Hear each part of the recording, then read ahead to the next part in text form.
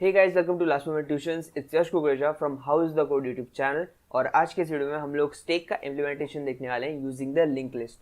सो जल्दी से एक ओवरव्यू देख लेते हैं कि असल में ये स्टेक होता क्या है। तो स्टेक को अगर हम लोग देसी भाषा में कहें तो एक के ऊपर एक कोई भी चीज़ रखना। जैसे कि हम लोगों ने कोई भी बुक्स रख दी एक के ऊपर एक, तो उससे हम लोग कह सकते हैं the stack of books. Okay, and ये जो स्टेक होता है ना, वो एक मेन प्रिंसिपल पे काम करता है जिसे हम लोग कहते हैं द प्रिंसिपल ऑफ लीफो। इसका मतलब लास्ट इन फर्स्ट आउट। मतलब कि जिस चीज़ को तुम लोग सबसे ऊपर रखोगे, सबसे लास्ट में रखोगे, उसी चीज़ को तुम्हें सबसे पहले निकालना पड़ेगा। और एज ए डेटा स्ट्रक्चर ये कुछ इस तरह दिखता है कि इसके पास एक मेन एलिमेंट होता है जिसे हम लोग कहते हैं टॉप। और यही होता है जो सबसे टॉप में रहता है। अगर तुम्हें कुछ भी इंसर्ट करना है तो इसी टॉप के ऊपर इंसर्ट करना पड़ेगा। स्टेक के अंदर हम लोग जब भी इंसर्ट करते हैं उसे हम लोग पुश ऑपरेशन कहते हैं। एंड इस पुश ऑपरेशन के बाद तुम लोग जो भी चीज़ इंसर्ट करते हो वो इस टॉप के ऊपर आ जाता है एंड वो खुद ब खुद टॉप बन जाता है। एंड इसी के बाद जब तुम लोग कुछ भी डिलीट करते हो तो एक पॉप ऑपरेशन परफॉर्म होता है एंड जो भी टॉप पे होता है वो डिलीट हो जाता है। ओके, सो इस तरह से टोटल जो स्टैक है उसके तीन मेन ऑपरेशन है, एक पुश, एक पॉप और एक पीक। पीक में जो भी वैल्यू होती है टॉप पे वो रिटर्न करवा देते हैं। और यही चीज़ आज हम लोग देखने वाले हैं। तो सबसे पहले हम लोग ये तीनों मेथड जो मेन है हमारे स्टेक की वो लिख देते हैं। तो सबसे पहले मैं लिखूंगा वॉइड पुश, जिसके अंदर हम लोग एज एन आर्गुमेंट एक डेटा पास करेंगे। ओके, और इसी के साथ एक और स्टेटमेंट जो कि है वॉइड पॉप, जिससे हम लोग हमारा टॉप का जो एलिमेंट है उसे डिलीट करेंगे। एंड उसके बाद आता है एक इंट पिक करके। यहाँ पे इंट लिखा है तो ये एक रिटर्न टाइप है कि एक इंटीजर रिटर्न करेगा। और वो कौन सा इंटीजर होगा? वो इंटीजर होगा जो हमारे टॉप पे होगा। तो ये वाला फंक्शन हमें टॉप की वैल्यू रिटर्न करता है। इसी के साथ साथ हम लोग एक स्ट्रक्चर बना देंगे हमारी नोड का, एकदम लिंक लिस्ट की तरह। तो मैं अब लिख दूंगा स्ट्रक्ट नोड। एंड इसके अंदर दो एलिमेंट्स होंगे। सबसे पहले इंट डेटा, जिसके अंदर हमारा डेटा होगा, एंड दूसरा होगा इसी स्ट्रक्ट नोड का नेक्स्ट एक पॉइंटर जो इसके बाद वाले नोड का एड्रेस जो है वो स्टोर करेगा। एंड यहाँ पे मैं डिक्लेयर कर दूंगा मेरा टॉप। ओके, सो टॉप एक पॉइंटर है जो मैं यहाँ पे डिक्लेयर कर दूंगा। और इसी के साथ साथ मैं सबसे पहले यहाँ पे हमारा जो पुश ऑपरेशन है वो बना दूंगा। तो मैं यहाँ पे लिखूंगा वॉइड पुश, उसकी आर्ग्यूमेंट है इंट डेटा। एंड इसके अंदर हम लोग सबसे पहले डिक्लेयर करेंगे हमारा ये स्ट्रक्ट नोड। ओके, तो मैं आप लिखूंगा स्ट्रक्ट नोड न्यू नोड।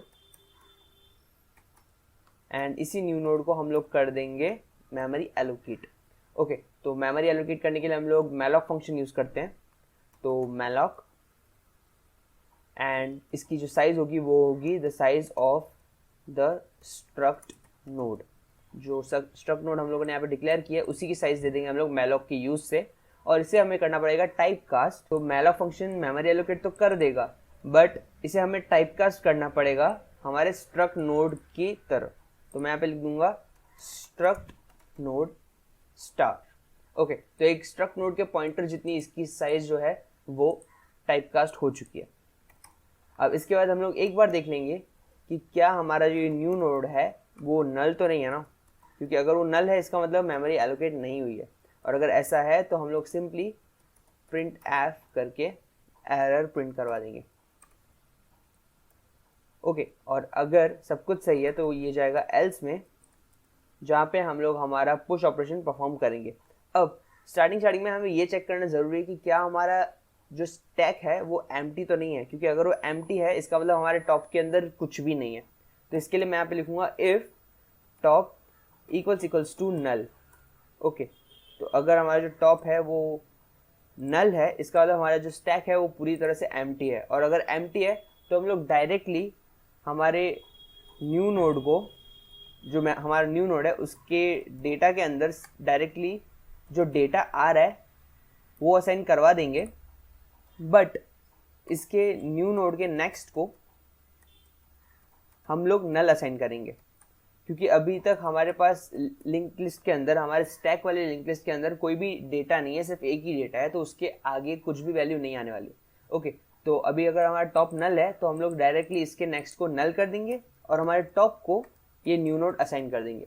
तो अभी हमारे टॉप के ऊपर हमारा सिर्फ एक एलिमेंट है जो कि हमारी न्यू नोड, जिसके नेक्स्ट के अंदर कुछ भी नहीं है, क्योंकि ऑफकोर्स सिर्फ एक ही एलिमेंट है हमारे पास। बट ऐसा भी हो सकता है कि हमारा टॉप नल ना हो, मतलब कि अभी जैसे कि फर्स्ट टाइम तो top equals to new node हो गया, इसका मतलब अभी टॉप जो है वो नल नहीं है।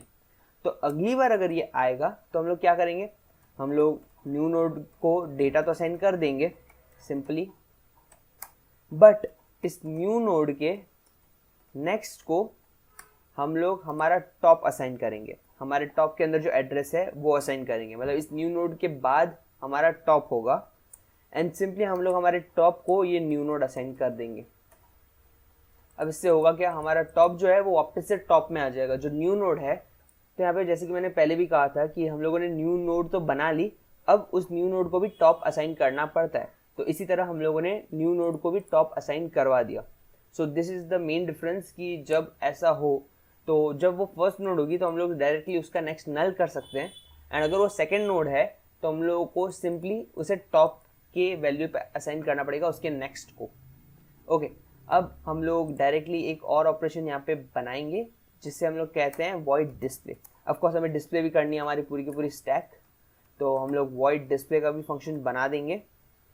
एंड इस पुश ऑपरेशन को मैं एक बार परफॉर्म कर लेता हूँ यहाँ पे, और मैं यहाँ पे अभी के लिए 3 डालूंगा एंड हम लोग हमारा वॉइड डिस्प्ले फंक्शन भी बना लेते हैं। तो वॉइड डिस्प्ले, और यहाँ पे मैं बना दूंगा एक स्ट्रक्ट नोड जिसका नाम होगा टेम्प्ट, और इसी टेम्प्ट को मैं असाइन कर दूंगा मेरी टॉप की पोजीशन, तो हमें पता चलेगा कि हमारे टॉप पे क्या है। एंड यहाँ पे मैं एक वाइल लूप चलाऊंगा, और इस वाइल लूप की कंडीशन होगी जब तक मेरा टेम्प्ट जो है वो नल नहीं हो जाता। ओके, तो अब तक हम लोगों ने बहुत बार ये चीज़ यूज़ की हुई है हमारे लिंक लिस्ट के अंदर कि हम लोग आगे आगे ट्रैवर्स करते रहेंगे जब तक हमारा जो टेम्प्ट है वो नल नहीं हो जाता। एंड यहाँ पे हम लोग प्रिंट भी करते रहेंगे हमारे टेम्प्ट का डेटा। ओके, तो मैं यहाँ पे लिखूँगा %d और एक पाइप साइन जिससे सेपरेटेड लगे हमारा पूरा लिंक लिस्ट, और इसे मैं दे दूँगा हमारे टेम्प्ट के डेटा का वैल्यू। ओके, तो हमें एक एक करके हमारे लिंक लिस्ट के सारे एलिमेंट्स मिलते रहेंगे, और यहाँ पे हम लोग ट्रैवर्स करते रहेंगे कि टेम्प्ट इक्वल्स टू टेम्प्ट का नेक्स्ट, तो ये हमें नेक्स्ट वैल्यू दिखाएगा।